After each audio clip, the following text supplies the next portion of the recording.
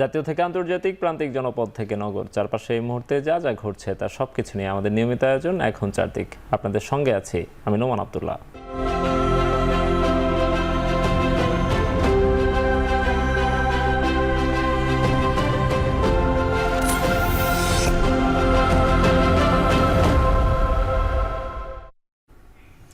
একদিন পরই পবিত্র ঈদুল আজহা পরিবার পরিজনের সাথে উদযাপনে রাজধানীর বিমানবন্দর রেল স্টেশনে ঘরমুখী মানুষের উপচে পড়া ভিড়। এদিকে বিকেল থেকে যাত্রী চাপ অনেকটাই বেড়েছে সদরঘাটে। বিমানবন্দর রেল স্টেশনে আছেন নাইম আবির এবং সদরঘাট থেকে আছেন দেলোয়ার দুলন। আমরা শুরুতেই চলে যাচ্ছে আমাদের সহকর্মী নাইম আবিরের কাছে।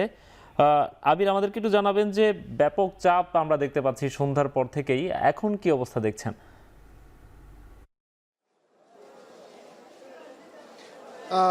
নোমান, যদি বলি যে চাপ সন্ধ্যা থেকে আমরা যখন এখানে এসেছি তারপর থেকে প্রচণ্ড চাপ, একেবারে ঘরমুখো মানুষের উপচে পড়া ভিড় যদি আমরা বলি তাহলে কোনোভাবেই কোনো অংশে কম বলা হবে না। আমরা এই মুহূর্তে বিমানবন্দর রেল স্টেশনে আছি।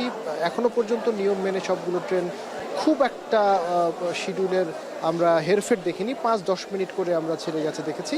তবে একটি ট্রেন রয়েছে চিলাহাটি এক্সপ্রেস, যেটি 2 ঘন্টা দেরি করে ছেড়ে গেছে। আমি যদি এই মুহূর্তে এই বিমানবন্দর রেল স্টেশনের চিত্র আপনাকে দেখাতে চাই তাহলে আপনি নিশ্চয়ই দেখবেন যে এখানে কি পরিমাণ ভিড় বা যারা ঘরমুখো মানুষ রয়েছে তাদের কি পরিমাণ চাপ আমরা এখানে লক্ষ্য করছি। এবং দুধারেই, অর্থাৎ ঢাকামুখী এখান থেকে যারা যাচ্ছেন, আবার এখান থেকে ঢাকা থেকে যারা উত্তরবঙ্গ যাচ্ছেন তাদেরও, বিশেষ করে উত্তরবঙ্গের যাত্রীদের কথা বলতে হয়। আমরা যদি চিলাহাটি এক্সপ্রেস, ব্রহ্মপুত্র এক্সপ্রেস, এই দুটি ট্রেন যেটি আন্তনগর, সেখানে দেখেছি যে বিনা টিকিটে যারা ছাদে উঠেছেন তাদের আমরা ব্যাপক সেই প্রবণতা লক্ষ্য করেছি। বিশেষ করে স্ট্যান্ডিং টিকিটের নামে যারা আছেন তারাও এখানে সেখানে রয়েছেন। সার্বিকভাবে যদি বলি তাহলে বিমানবন্দর রেল স্টেশনের অবস্থা এখন এই মুহূর্তে চিলাহাটি এক্সপ্রেসটি ছেড়ে যাওয়ার পরে কিছুটা যদি আমি বলি খানিকটা চাপ কমেছে, তবে সন্ধ্যার পর থেকে মূলত এখানে চাপ ক্রমশই বাড়ছিল। সার্বিকভাবে যদি বলি যে উত্তরবঙ্গগামী, উত্তরবঙ্গের বিভিন্ন রুটে যে যারা আসলে যাত্রা করেছেন তারা কিন্তু বড় রকমের ভোগান্তিতে পড়েছেন। টিকিটের যে সময়, অর্থাৎ ট্রেন ছাড়বার সময় 2-3 ঘন্টা আগে এসে কিন্তু তারা এখানে অপেক্ষা করছেন। তো সার্বিকভাবে এই হলো অবস্থা। খুব একটা হেরফের হয়নি যদিও, তবে যাত্রীদের চাপ এবং ফ্রি টিকিটের ছাদে ওঠা, স্ট্যান্ডিং টিকিটের বেশি, কম্পার্টমেন্টের মধ্যে প্রবেশ করা, এই বিষয়গুলো নিয়ে যাত্রীদের অভিযোগ রয়েছে। তো এই ছিল আমার কাছে বিমানবন্দর রেল স্টেশন থেকে সবশেষ। আমরা এই মুহূর্তে চলে যাচ্ছি সদরঘাটে, সেখানে রয়েছেন সহকর্মী দেলোয়ার দুলন।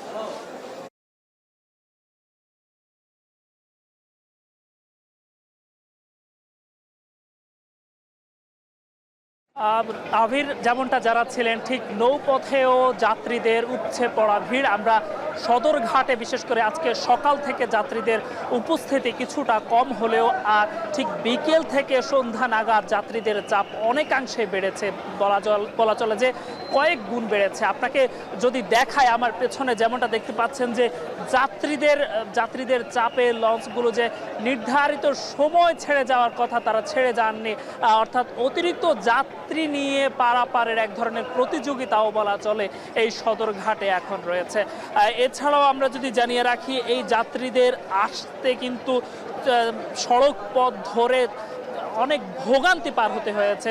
যাত্রীরা বলছেন যে বিশেষ করে ধোলাইখাল অংশে যে গরুর হাট বসেছে, এছাড়াও সড়কে যে তীব্র যানজট, যার কারণে তারা এই সদরঘাট পর্যন্ত আসতে 3 থেকে 4 ঘন্টা পর্যন্ত সময় লেগে যাচ্ছে।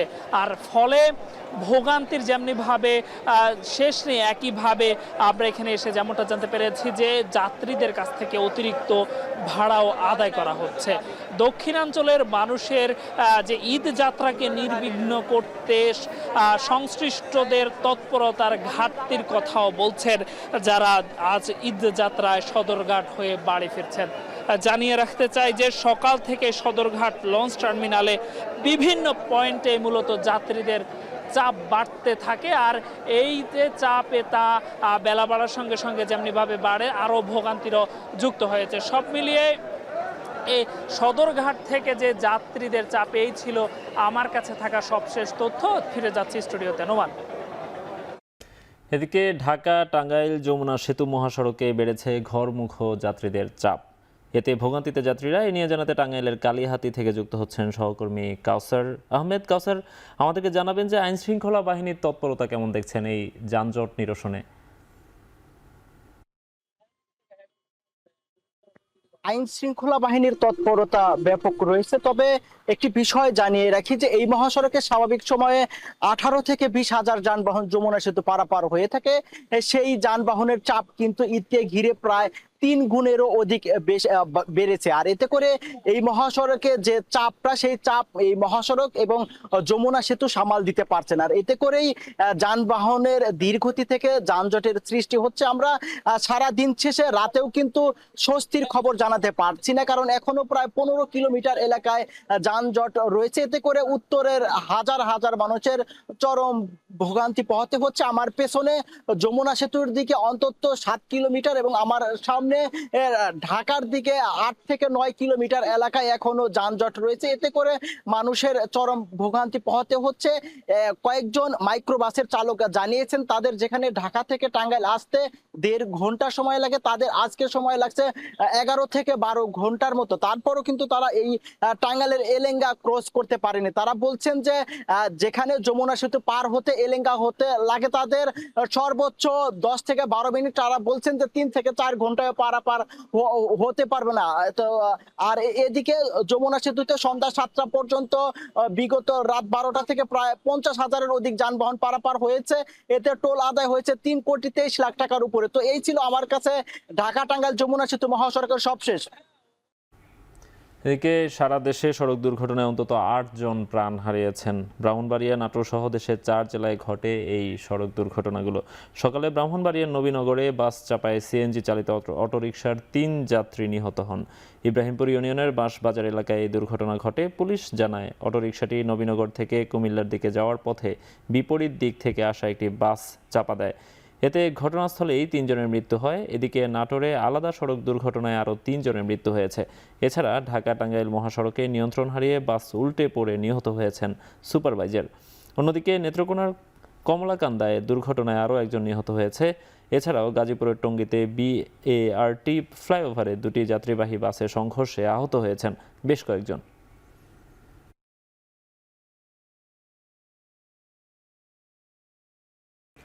জিয়া পরিবারকে হেয় করতে সোশ্যাল মিডিয়ায় জুবাইদা রহমান ও জায়মা রহমানের নামে ফেক অ্যাকাউন্ট খোলা হয়েছে, খুলে অপপ্রচার চালানো হচ্ছে। দুপুরে কেন্দ্রীয় কার্যালয়ের সংবাদ সম্মেলনে এমন কথা জানান দলের জ্যেষ্ঠ যুগ্ম মহাসচিব রুহুল কবির রিজভী। অপপ্রচার রোধে শিগগিরই আইনি ব্যবস্থা নেওয়া হবে বলে জানান তিনি। ডাক্তার জুবাইদা রহমান এবং তার কন্যা ব্যারিস্টার জাইমা রহমানকে নিয়ে বিভিন্ন যোগাযোগ মাধ্যমে এগুলো প্রচার করা হচ্ছে। এ কাজ দুষ্টচক্রের উদ্দেশ্য প্রণোদিত।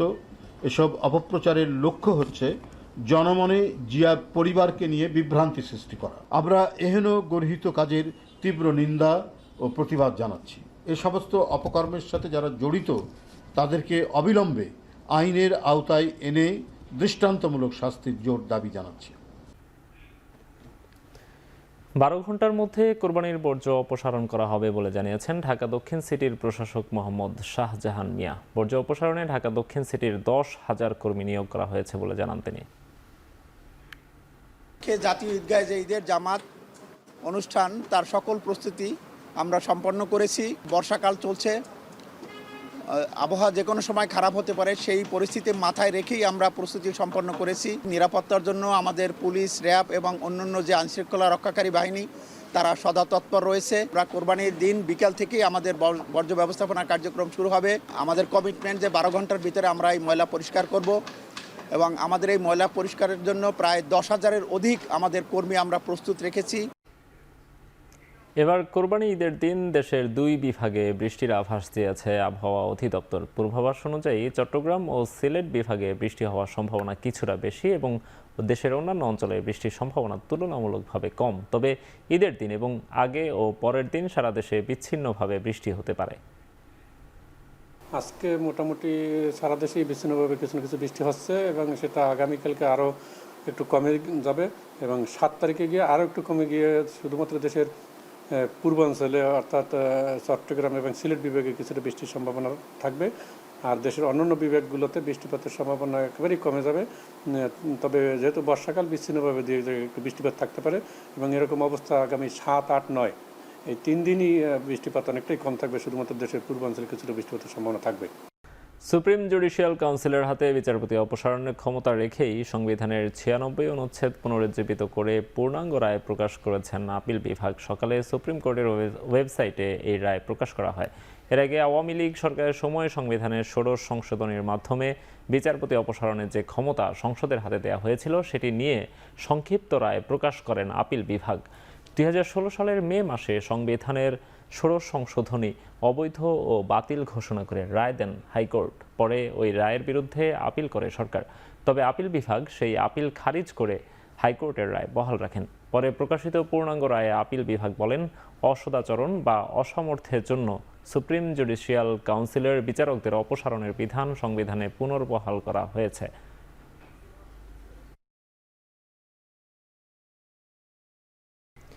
জুলাই আগস্ট অভ্যুত্থানে আহত ও পঙ্গুত্ববরণকারী প্রায় 200 জনের বেশি জুলাই যোদ্ধার মাঝে ঈদ উপহার বিতরণ করা হয়েছে। বৃহস্পতিবার বাংলাদেশ মেডিকেল ইউনিভার্সিটি, জাতীয় চক্ষু বিজ্ঞান ইনস্টিটিউট, জাতীয় অর্থোপেডিক হাসপাতাল ও পুনর্বাসন প্রতিষ্ঠান হাসপাতালে চিকিৎসাধীন যোদ্ধাদের মাঝে এই উপহার প্রদান করা হয়। আহতদের যৌথভাবে ঈদ উপহার দেয় জুলাই শহীদ স্মৃতি ফাউন্ডেশন ও আলতাফ নিসা ফাউন্ডেশন। জুলাই স্মৃতি ফাউন্ডেশনের পক্ষ থেকে এমডি সালাউদ্দিন বলেন, শহীদ পরিবার ও সকল আহত যোদ্ধাদের জন্য সব সময় কাজ করছে ফাউন্ডেশন। ভবিষ্যতে এটি চলমান থাকবে।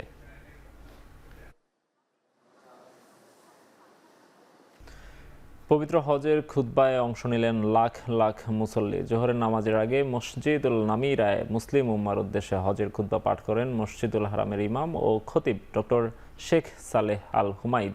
সে সময় ফিলিস্তিনে যুদ্ধবন্ধ ও বিশ্ব শান্তি কামনায় দোয়া করেন তিনি। এবছর বাংলা সহ 34টি ভাষায় শোনা যাচ্ছে হজের খুতবা। এ সময় লাখো কণ্ঠের লাব্বাইক আল্লাহুম্মা লাব্বাইক ধ্বনিতে মুখরিত হয় হজের স্মৃতি বিজড়িত আরাফাতের ময়দান। জোহরের নামাজ শেষে মুজদালিফার পথে মুসল্লিরা। সেখানেই এক আজানে মাগরিব ও এশার নামাজ আদায় করবেন তারা। এরপর খোলা আকাশের নিচে রাত্রি যাপন করবেন। শুক্রবার ঈদুল আজহার দিন মিনায় ফিরে গিয়ে শয়তানকে পাথর মারবেন তারা। এরপর কোরবানি দিয়ে পবিত্র কাবা শরীফ তাওয়াফের পর বাকি আনুষ্ঠানিকতা শেষ করবেন হাজিরা।